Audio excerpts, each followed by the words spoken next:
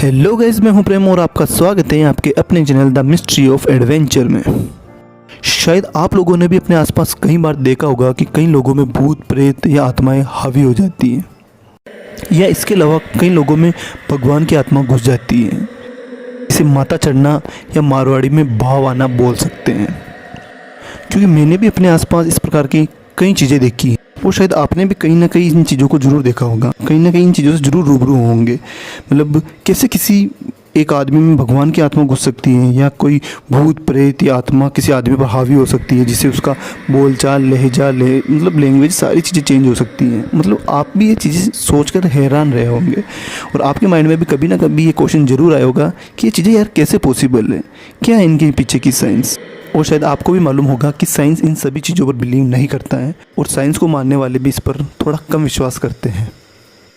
और जब मैंने भी पहली बार ये चीज़ें देखी तो मैं भी काफ़ी ज़्यादा हैरान था और मेरे माइंड में भी ये क्यूरियोसिटी आई कि यार ये चीज़ें कैसे पॉसिबल है। लेकिन जब मैंने भी अपने बड़ों से सवाल पूछा तो उन्होंने यही बताया कि मतलब ये लोग भगवान की आरती या भगवान की श्रद्धा भक्ति में इतने ज़्यादा लीन हो जाते हैं कि भगवान इनसे प्रसन्न हो जाते हैं तथा भगवान की आत्मा इसके अंदर घुस जाती है। शायद ये चीज़ें पॉसिबल नहीं है, लेकिन उस समय मैंने भी ये चीज़ रियल मान ली थी कि शायद ऐसा ही होता होगा। और मेरा भी कहीं ना कहीं इस चीज़ पर थोड़ा सा सर्टिफिकेशन कम था। और जब मैंने भी इसके पीछे की साइंस जानने की कोशिश की तो मुझे मालूम चला कि साइंस का एक बिल्कुल अलग नज़रिया इन चीज़ों के प्रति, जो हम जादू भूत प्रेत आत्मा ये सारी चीज़ें बोल रहे हैं, ये एक अलग सिचुएशन है साइंस के हिसाब से। और शायद आप भी इन चीज़ों के पीछे की साइंस जानकर हैरान रह जाओगे, क्योंकि ये सारे भूत प्रेत या आत्माएं ये एक रियल घटना नहीं होती है। ये इनके पीछे कुछ ना कुछ लॉजिकल चीज़ ज़रूर होती है या कुछ ना कुछ साइंस ज़रूर होती है, जो कि हम सभी को ये चीज़ें मालूम होनी चाहिए। अकॉर्डिंग टू द साइंस ये सारी चीज़ें हमारे माइंड की एक अलग अलग सिचुएशंस है, मतलब अलग अलग साइकोलॉजिकल सिचुएशन है। मतलब हम कह सकते हैं कि ये मतलब एक ब्रेन का एक डिफरेंट मैकेनिज्म्स है जो अलग अलग तरीके से काम करता है। आप जानते ही होंगे कि हमारे जो प्लानेट है अर्थ, उसकी पॉपुलेशन लगभग 7.8 बिलियन है और सभी का जो रियलिटी को देखने का नज़रिया होता है सभी का अलग अलग होता है। जरूरी नहीं है कि वो जो नज़रिया है वो रियल रियलिटी से मैच करे। मतलब बहुत से केसों के अंदर जो ह्यूमन ब्रेन का जो रियलिटी को देखने का नज़रिया होता है वो बहुत ही अलग होता है। इवन इतना अलग होता है कभी कभी हम उसको एक साइकोलॉजिकल डिसऑर्डर भी कह सकते हैं, जैसे DID dissociated identified disorder, multiple personality disorder या स्किज़ोफ्रेनिया या बाइपोलर। मतलब ये सारे जो उदाहरण हैं ये इन्हीं चीज़ों के उदाहरण हैं। चलो आपको एक सरल लैंग्वेज में समझाने के लिए, एक अच्छी तरह से समझाने के लिए एक रियल घटना से आपको वाकिफ़ कराते हैं। सामने इमेज देख रहे हैं, ये हॉस्टन है और इसके जो पास में इनके फादर हैं। ये इमेज 2009 के अंदर ली गई थी। और नॉर्मल अगर हम इस इमेज को देखेंगे तो हम ये कह नहीं सकते इस इमेज को देखकर कि हॉस्टन एक हत्यारा हो सकता है, मतलब उसने उसके फादर की हत्या की। 2011 में हॉस्टन ने रात को 1 बजे उठकर अपने पापा को 60 बार चाकू मारकर हत्या कर दी, वो भी 4 अलग अलग चाकुओं से, जो कि काफ़ी हैरान करने वाली बात है। कोई अपने फादर के साथ ऐसा कर सकते हैं? जब आसपास के लोगों को ये चीज़ मालूम पड़ी तो सभी हैरान थे। और इस घटना से कुछ दिनों पहले से ही हॉस्टन बिल्कुल एक मायूस सा रहने लगा था, गुमसुम रहने लगा और थोड़ा सा चिड़चिड़ा स्वभाव हो गया। जब उसके फैमिली वाले ने इसके पीछे का रीज़न पूछा तो पहले तो उसने कुछ नहीं बताया। जो बाद में उसने जो रीज़न बताया उसको सुनकर वाकई में सारे हैरान रह गए। उसने बताया कि उसको एक अजीब से एलियन से दिखते हैं जो उसको अपनी ओर खींचते हैं। मतलब अपने एक इनविजिबल दोस्त से मिलाने की बात भी उसकी फैमिली वालों से उसने कही। इसके अलावा उसने कहा कि उसके फादर से रोज़ थोड़ा थोड़ा जहर देकर मारने की कोशिश कर रहे हैं। मतलब हॉस्टन ने अपनी एक अलग ही दुनिया बना ली थी, जिसके अंदर केवल वही जो चीज़ें सोच रहा है वही चीज़ें सच हैं, उसके अलावा कोई भी चीज़ें सच नहीं है। और इसी वजह से उसने हॉस्टन ने अपने फादर की हत्या कर दी। जब इस केस की जांच पड़ताल हुई और जब हॉस्टन का साइकेट्रिक और मेडिकल डायग्नोसिस हुआ, डॉक्टर ने बताया कि उसको एक साइकोलॉजिकल डिसऑर्डर है, स्किज़ोफ्रेनिया। स्किज़ोफ्रेनिया के अंदर ह्यूमन ब्रेन हाईजैक हो जाता है। उसका ब्रेन उसे वो सारी चीज़ें देखने, सुनने, महसूस करने तथा परसीव करने के लिए विवश कर देता है, जिसका वास्तविकता से कोई लेना देना नहीं है।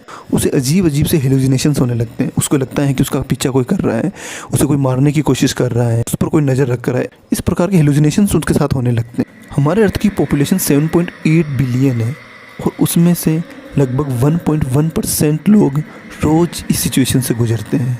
मतलब लगभग 5 करोड़ लोग रोज़ स्किज़ोफ्रेनिया से गुजरते हैं। अगर हम आंकड़ा देखें तो 10 स्किज़ोफ्रेनिया पेशेंट में से एक सुसाइड अटेम्प्ट करता है, मतलब सुसाइड कर लेता है। कि 4 पेशेंट अपनी लाइफ में कभी ना कभी सुसाइड अटेम्प्ट करने की कोशिश ज़रूर करते हैं। It means 50% of schizophrenia patients are try to suicide attempt. वाकई में काफ़ी डेंजरस चीज़ है, मतलब मौत भी कम दर्दनाक लगने लगती है इस प्रकार की सिचुएशन में। Another one of the dangerous symptoms of schizophrenias is delusions के अंदर पेशेंट को मतलब ऐसी मान्यताएं या फिर पेशेंट के ऐसे बिलीव होने लगते हैं जो कि वास्तविकता नहीं है। मतलब उसके काफ़ी ऐसे बिलीव मान लेता है वो, जो रियल मानने लगता है धीरे धीरे। मतलब उसको लगता है जैसे कि कोई उसका पीछा कर रहा है, उसके परिवार में से कोई उसको मारने की कोशिश कर रहा है, मतलब उसके आसपास कोई लोग उसके ऊपर निगरानी रख रहे हैं। मतलब इस प्रकार की सिचुएशंस उसको क्रिएट होने लगती है। इसके अलावा मतलब उसको लगता है कि वो बहुत अमीर है या वो बहुत गरीब है, वो बहुत अकेला रहने लगता है। मतलब एक अजीब से उसको हेलुसिनेशंस होने लगते हैं। और एक नॉर्मल इंसान की कंपेयर में 5 से 6 टाइम्स ज़्यादा चांसेस होते हैं एक स्किज़ोफ्रेनिया पेशेंट के क्राइम करने के। तो हम हमारे दूसरा जो टॉपिक है, जो इम्पोर्टेंट टॉपिक है, उसके बारे में बात करते हैं, जिसके लिए शायद आप ये वीडियो देख रहे हैं कि मतलब कैसे किसी के अंदर भगवान की आत्मा घुस जाती है। मतलब किसको कैसे माता चढ़ जाती है, या फिर किसको किसी मंदिर के अंदर कैसे एक पुजारी को भाव आने लगता है। उसके पीछे भी कुछ ना कुछ लॉजिकल चीज़ ज़रूर होगी।